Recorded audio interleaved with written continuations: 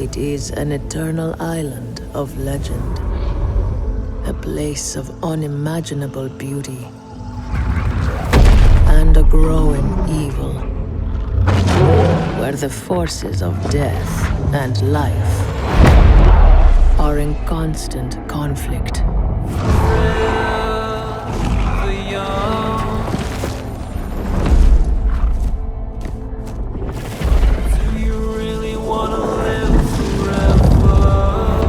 For centuries, many have come in search of its power. Do you really wanna live forever? Only to fall to its corruption. Forever young.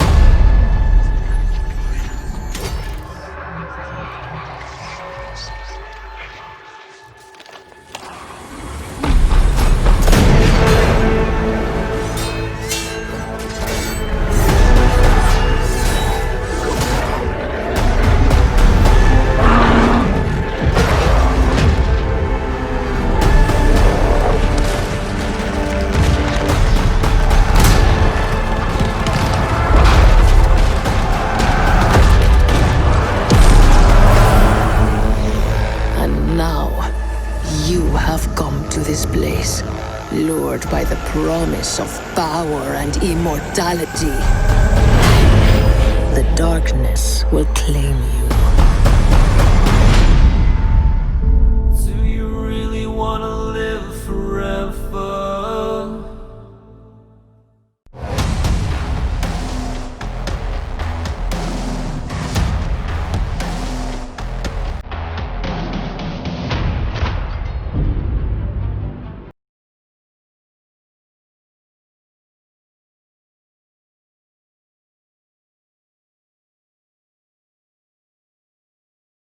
Systems that all work together.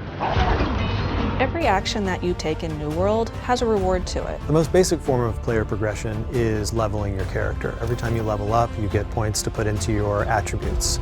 Second one is weapon mastery. The more I use my weapon, the better I get with that weapon. I can assign points to give me weapon abilities.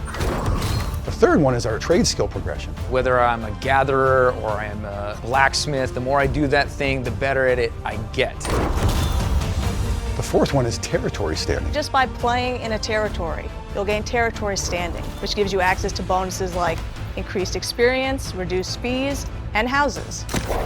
Then the fifth one is factions. You join a faction at some point in the game if you want to experience the PvP side. As you do faction missions, you gain faction reputation. That enables me to get better gear and goods from the faction, which is very cool gear. So there's a lot of different ways you get to experience the world of Aeternum, and these are just the first ones that you'll get to taste.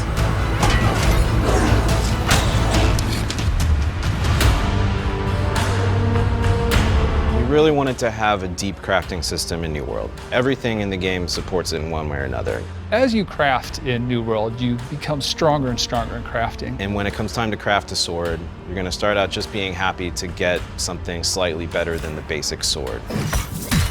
One of the things you eventually can do is add perks to the weapons. And those different reagents come from the different gathering skills. So expert gatherers will be a source of these rare resources that craftsmen need to craft these special perks onto their items. These bonuses can range from increased damage, reduced weight, or even imbuing the weapon with elemental power. There are several ingredients that you can use that sort of push the direction of like what perks you're gonna roll. Later on, perks are going to be things like the sword deals extra fire damage and actually is emitting fire as you wield it.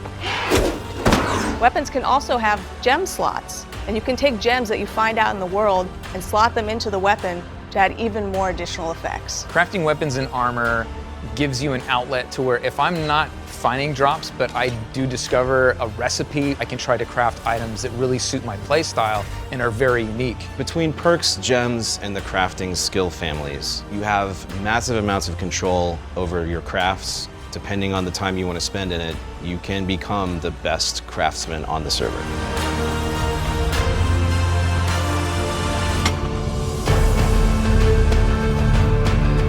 Our trade skill system features endless progression. As you create things, you get experience points that give you levels, and you can level forever.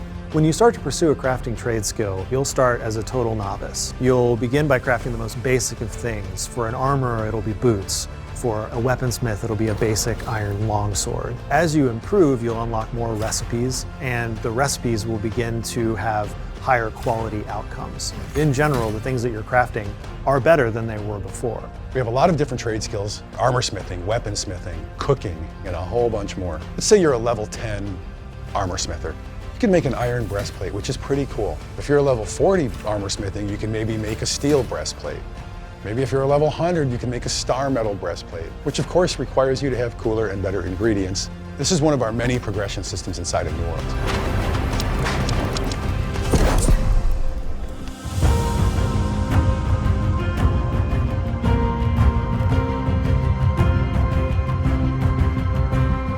Working on New World has been a crazy experience. I want players to fall in love with the art and the places that we've established.